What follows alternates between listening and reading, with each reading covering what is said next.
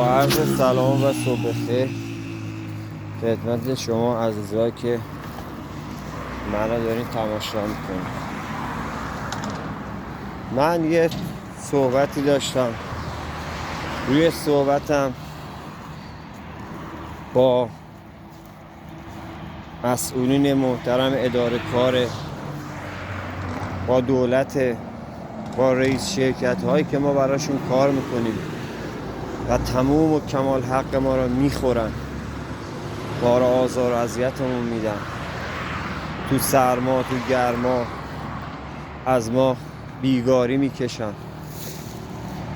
و هیچ شخصی، هیچ ارگانی، هیچ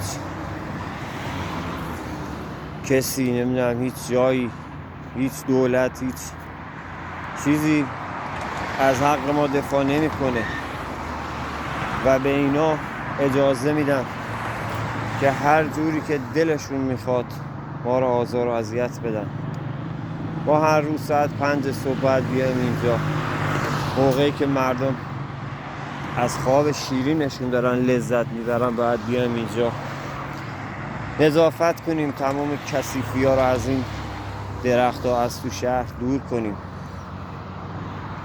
و تا خود ظهر بعد به این کارمون ادامه بدیم، به درخت ها رسیدگی کنیم، به چمن ها رسیدگی کنیم، به گل ها رسیدگی کنیم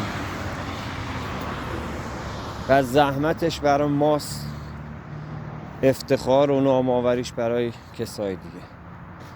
خواهش میکنم مسئول محترم اداره کار، یه زحمت اگه میشه به خودتون بدین، نذارین این شرکت ها اینقدر حق ما رو بخورن. ما بیمه‌هامون همیشه عقب میفته، چند روز بیمه‌هامون قطعه، با التماس خواهش تمنا بیمه‌هامون رو بس میکنن، حقوقامون دیر میشه، حقوقامون رو کم میدن. الان من خودم 4 سال سابقه کار دارن 17 میلیون به من میدن و حقای دیگه مون نمیدن، مرخصی همون رو نمیدن، روزایی که تعطیل کاری داریم حقوقش رو نمیدن و اگر نیاییم غیبت برامون رد میکنن. خواهش میکنم اگه مسئولی کسی صدای منو میبینه میتونه به ما کارگر و شهرداری کمک کنه خیلی ممنون.